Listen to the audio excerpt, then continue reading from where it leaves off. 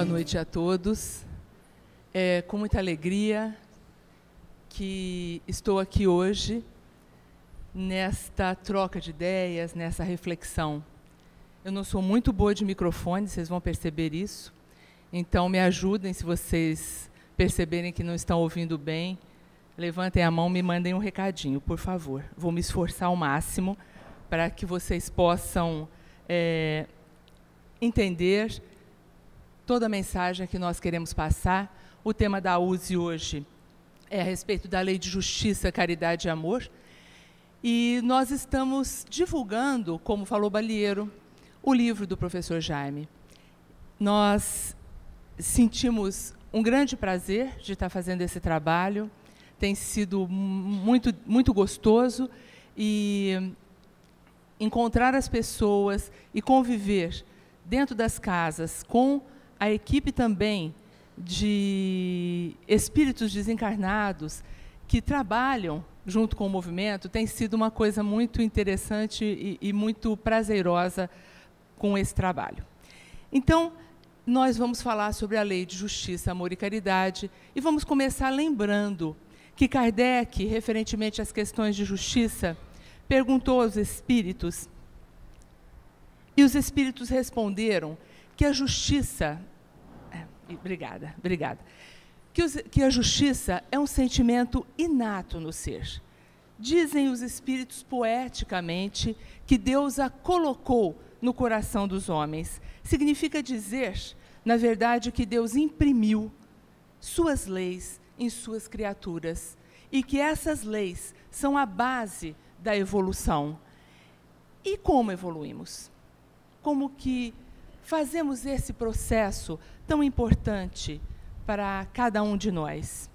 É da lei que, para evoluir, a alma deve conquistar atributos de sua própria grandeza e felicidade. Conquistar significa adquirir, significa alcançar pela força do trabalho.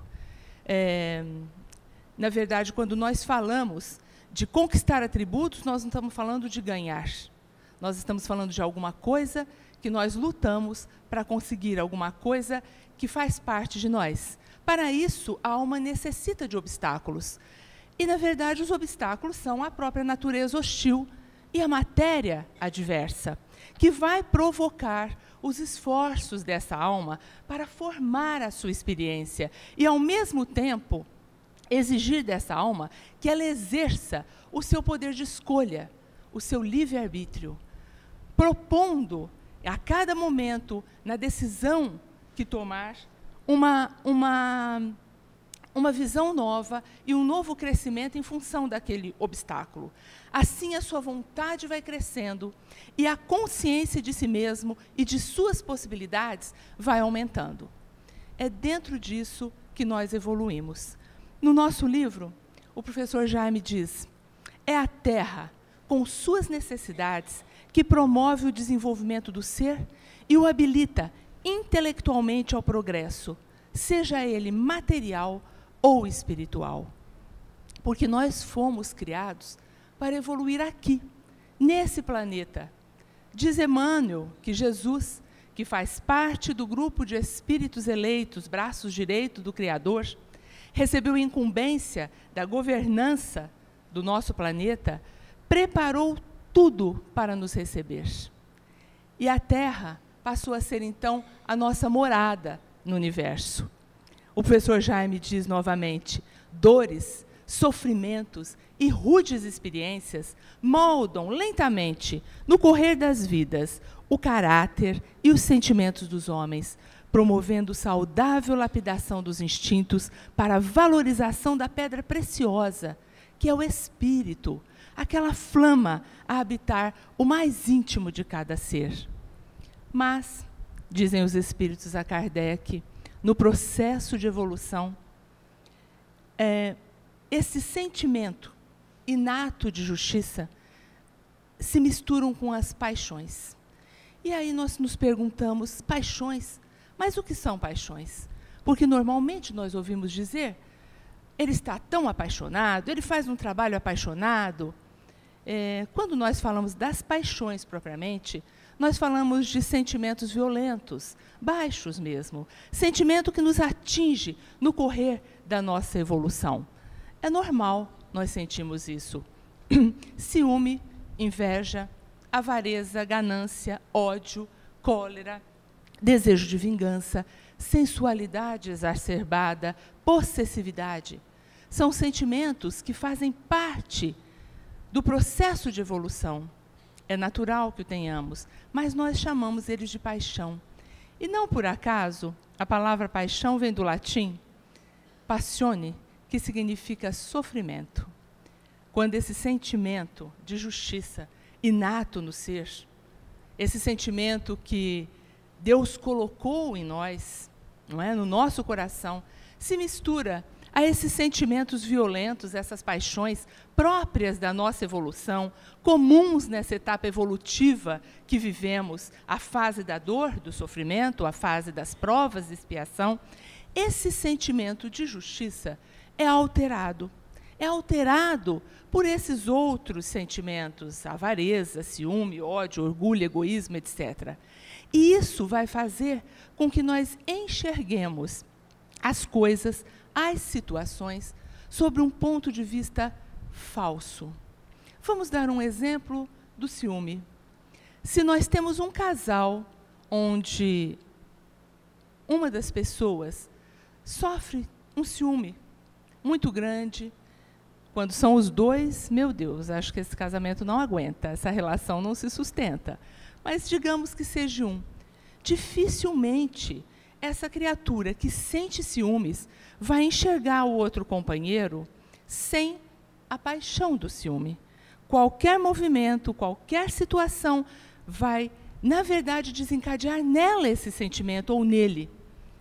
E mesmo que a pessoa esteja totalmente ilesa de qualquer situação diferente do cotidiano, que ela seja fiel, que ela seja completamente, tenha uma lisura absoluta em sua vida, a pessoa com ciúme vê aquela situação de modo diferente, ou seja, sob um ângulo falso.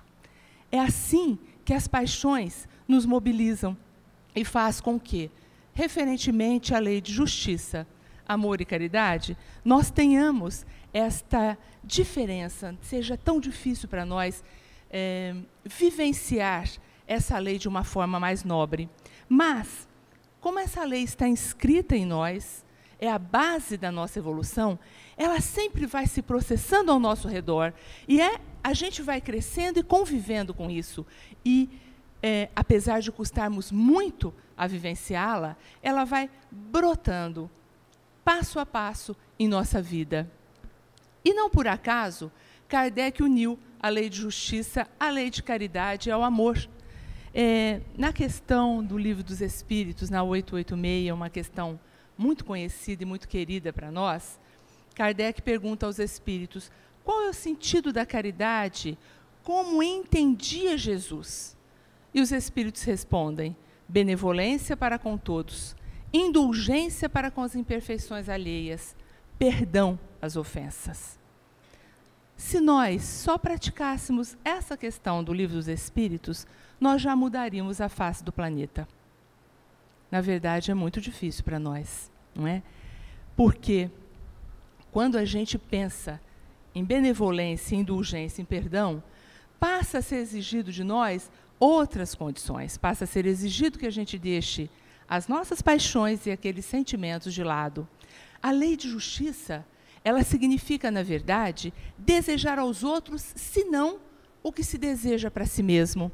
E aí ela vai se confundir com aquela máxima do Evangelho, a máxima maior do Evangelho, na verdade, que diz amar a Deus sobre todas as coisas e ao próximo como a si mesmo. Por isso que Kardec une a lei de justiça, a lei de amor e caridade. A lei de justiça, como máxima do Evangelho, consiste, na verdade, como a máxima do Evangelho, consiste, na verdade, no respeito ao outro. Quando nós falamos de benevolência, indulgência, perdão às ofensas, nós estamos falando de respeito ao outro, nós estamos falando de alteridade, de entender o outro, de solidariedade, de prestar serviço ao outro, de caridade e de amor. Porque a lei de justiça, amor e caridade, sendo dessa maneira vista, ela passa a ser a base, na verdade, de todo o Evangelho e de todas as religiões cristãs. Os Espíritos dizem a Kardec que nós temos necessidade de viver em sociedade, que a sociedade exige de nós espíritos. A vida social nos dá direitos, mas nos impõe deveres, nos impõe o dever de respeitar o outro, o dever de entender o outro, a solidariedade entre as pessoas. Então, quando nós vivemos em sociedade, nós temos esta possibilidade de testar a nós mesmos no fato do dever de cada dia. Esta é o que nós chamamos de evolução moral social do ser. O professor Jaime diz que não haveria possibilidade de nós vivermos sem que estivéssemos com o outro. A evolução, ela se dá moralmente e socialmente, ela se dá na vida em conjunto, ela se dá solidariamente, fraternamente. O outro, na verdade, vai funcionar como um obstáculo. Lembra aquele obstáculo lá na frente que a gente falou que a alma precisa para conquistar as suas qualidades? O outro vai funcionar como esse obstáculo, promovendo conquistas espirituais em nós mesmos, exigindo de nós a paciência, a tolerância, o devotamento, a fidelidade, o amor. O professor Jaime diz, alternando na face do planeta espíritos de diferentes graus evolutivos para aprendizado mútuo e consequente robustecimento das virtudes necessárias ao desenvolvimento moral e maturidade do espírito, estabelece o Criador a lei da solidariedade como fundamento à evolução moral e psicológica do ser. E ainda continua, as virtudes adquiridas no cadinho das provas e expiações transformam-se pouco a pouco em conquistas espirituais, fortalecendo o espírito, habilitando-o a novas oportunidades de vivência das leis do Pai. Kardec nos diz no Evangelho que o homem de bem é o que cumpre a lei de justiça, amor e caridade na sua maior pureza. Sendo esta lei com que o Pai nos marcou, é interessante nós lembrarmos que, de alguma forma, durante o processo de evolução, nós vamos nos conscientizando pouco a pouco desta lei, conforme nós vamos conquistando os nossos valores, conforme nós vamos praticando, não é? Os deveres com que a vida nos impõe na nossa caminhada, nós vamos nos conscientizando dessa lei tão importante, inscrita dentro de nós pelo próprio Criador. E, quando nós começamos a entender essa lei, naturalmente, esse processo de relacionamento tão difícil, os sentimentos impulsivos, a nossa falta de caridade, começa a ser percebida por nós, começa a ser entendida. Nós começamos a querer mudar isto. Por quê? Novamente, o professor Jaime nos diz, independentemente de tudo e de todos, mas, paradoxalmente vinculado a tudo e a todos, o espírito evolui e gravita para Deus. Nossa, a evolução é um processo natural. Ele diz, da lama à cintilação estelar. Por quê? Porque nós evoluímos naturalmente. O processo de viver é para que nós possamos evoluir. E nós evoluímos independente de tudo e de todos, porque cada um de nós evolui pelas suas próprias possibilidades, com as suas próprias vivências, não é? Não adianta eu querer fazer o outro evoluir. Cada um de nós evolui por si, mas, como diz o professor, paradoxalmente parece que é um contrassenso, mas não é. Nós evoluímos vinculados uns aos outros, vivendo esta sociedade onde interagimos uns com os outros. E o professor Jaime continua explicando, porque os homens assim como os demais espíritos do universo criados por Deus, marcham em grandes grupos, reunidos em grandes comunidades que abrangem espíritos no mesmo estágio evolucional, no mesmo degrau evolutivo. Ele está falando dos planetas, que Jesus chamou de moradas do Pai, e as suas grandes comunidades de espíritos. Essas comunidades planetárias, por sua vez, elas se dividem num número colossal de pequenos agrupamentos, que são reunidos numa fina sintonia. Que sintonia é essa que nos cola, que nos une de forma tão intensa? São as nossas experiências em comum, são as nossas vivências pregressas. Na maioria das vezes, vivências conturbadas, criminosas, que nos tornaram cúmplices uns dos outros. Então, nós vivemos em pequenas comunidades que têm muito passado em comum, muitas vivências anteriores, muitas experiências. E muitas dessas experiências, na verdade, não muito boas, de crime e de violência à vida, de violência à sociedade, de violência ao outro. Esses agrupamentos interagem por séculos e séculos, aprendendo e sofrendo, amando e odiando repetidas vezes no contexto da vida, gerando vínculos eternos em nossa alma. Esses vínculos, eles vão estabelecer a irradiação entre as criaturas e mantendo-as espiritualmente de forma a promover o reencontro para que a lei da evolução se cumpra.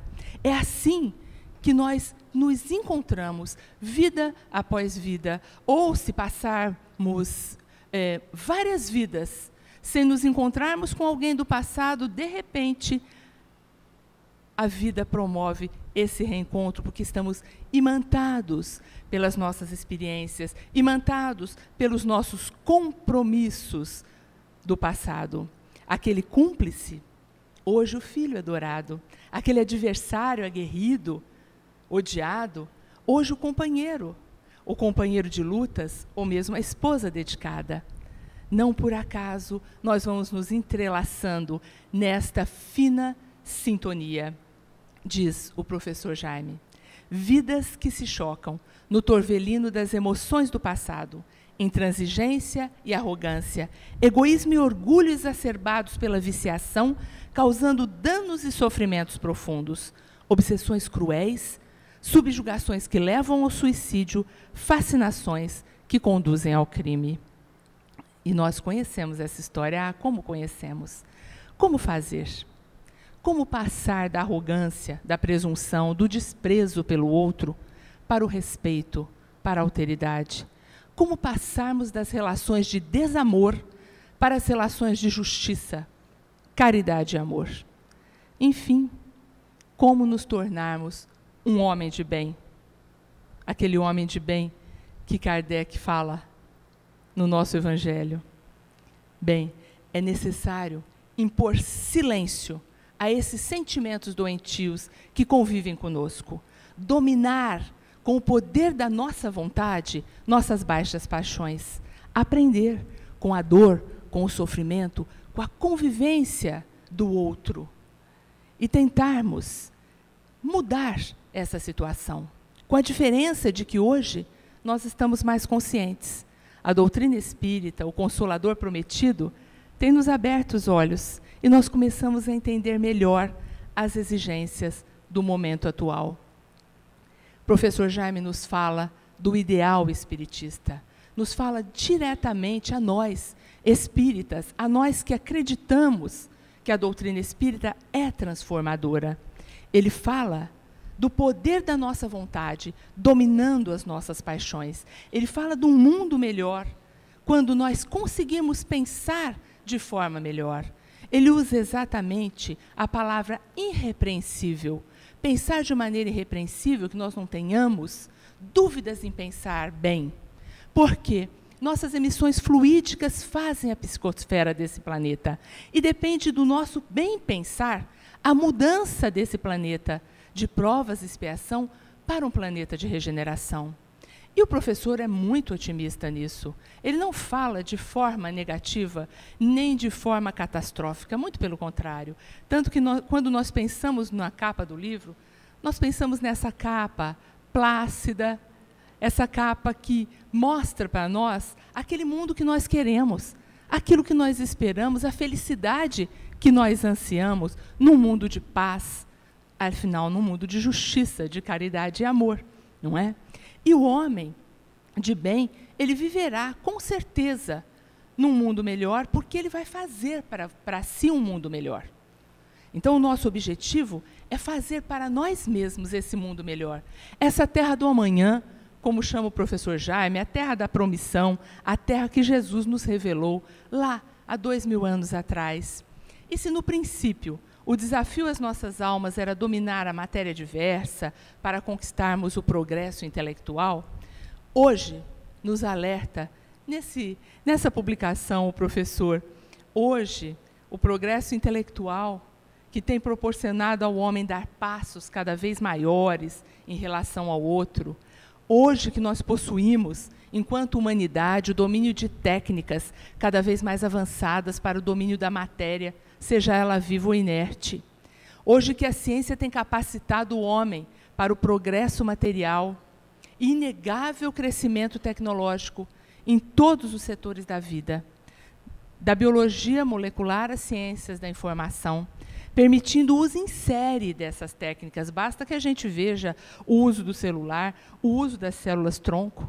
Todo esse avanço científico-tecnológico, proporcionalmente, lógico que esse avanço levou o homem a um crescimento e a um progresso, mas proporcionalmente não tem levado ao homem a um crescimento vertical, no sentido de uma sociedade mais justa, uma sociedade moralizadora e geradora de paz. Ele nos diz, o professor, apiedado, Jesus e seus emissários tudo fazem para sensibilizar o ser humano, com o objetivo de transformar nosso mundo na terra prometida, a terra dos humildes, dos pacificadores, dos mansos, dos misericordiosos, enfim, a terra dos homens de bem, regenerada, verdadeira morada espacial onde o homem, utilizando os recursos da inteligência para a confraternização universal, assumirá o papel que lhe é aguardado no destino do universo infinito. E ele continua nos explicando que estamos ainda muito longe de participar do concerto dos mundos evoluídos, tanto material, científica, tecnologicamente, mas, principalmente, moralmente, espiritualmente. Estamos muito longe de participar do concerto dos mundos evoluídos, porque erramos, porque fomos cruéis, traiçoeiros, deixamos que a prepotência, o orgulho, todas essas paixões dominassem nossa vida, muitas vezes atraiçoando nossos ideais mais nobres. E ele nos alerta. É momento de pensar nisso, para que não aconteça mais, para que a gente possa se colocar firme à frente, para que a gente possa entender que o ideal espiritista está hoje em nosso coração. E ele diz, cada vez mais, a voz suave e doce de Jesus no monte se faz ouvir dentro do nosso coração chagásego de egoísmo. E pouco a pouco as promessas de um mundo melhor penetram o nosso coração, com a força da verdade, que nada pode destruir ou modificar. É o momento do despertar das consciências para as verdades eternas, de focar nossa vontade nas prioridades da vida imortal, terra regenerada, lugar de espíritos regenerados. E a terra só se fará regenerada quando nós, que habitamos essa terra, de fato formos espíritos regenerados. Nós viveremos em plenitude a lei de justiça, amor e caridade. Quando conquistarmos isso, temos que pensar e refletir de que forma nós podemos trazer com que a nossa vontade seja mais positiva, com que sejamos proativos no processo de evolução de nós mesmos, no processo de regeneração de nossas vidas e de nossos caminhos. De que maneira nós podemos andar para frente e para o alto, como é o que nós queremos. De que maneira nós podemos construir esta terra que nós desejamos habitar do fundo do nosso coração. E para que nós possamos finalizar essas essa pequena reflexão da noite de hoje, eu quero ler só uma última parte, um último parágrafo, na verdade, do livro, para que ele fique em nossas mentes, para que a gente possa levar ele dentro do coração. O professor Jaime diz: espíritas, entendei que a quem muito foi dado, muito será pedido. Tendes o conhecimento das realidades espirituais. Conheceis intimamente os processos de obsessão, fascinação e subjugação das mentes corroídas pelo remorso. Sabeis das falanges das trevas e seu alto poder de sedução das mentes. Entendeis a origem dos problemas na sintomatologia dolorosa dos erros por nós mesmos perpetrados. Atendei a voz que vem do alto. Atendei o Cristo de Deus nas palavras do Evangelho e buscai na caridade e no amor a nova lei social que transmudará a face do planeta. Espíritas, que possa partir de nós o exemplo, a fé, a luta por uma vida melhor e uma sociedade mais justa. O desejo de todos nós é que nós tenhamos isso: justiça, caridade e amor. Que a gente tenha realmente uma vida de melhores possibilidades, de maior crescimento e de maior evolução. Eu espero que vocês aproveitem as reflexões, que vocês possam sentir no fundo do coração, como eu estou sentindo nesse momento, o carinho e o afeto que o professor Jaime tem por todas as pessoas desta cidade, muito especialmente. Que vocês possam, aqueles que o conheceram muitas vezes melhor do que eu, possam ter a certeza de que ele continua presente no movimento espírita da cidade, da região, do estado especialmente. E quando a gente conta com companheiros assim, para nos ajudar, para nos intuir, para nos sensibilizar para o progresso, para a evolução, que bom é. Que nós possamos, então, sentindo dentro do coração essa verdade, continuarmos sonhando e lutando por esse mundo melhor que todo mundo quer, que todos nós queremos. Muito obrigado, boa noite.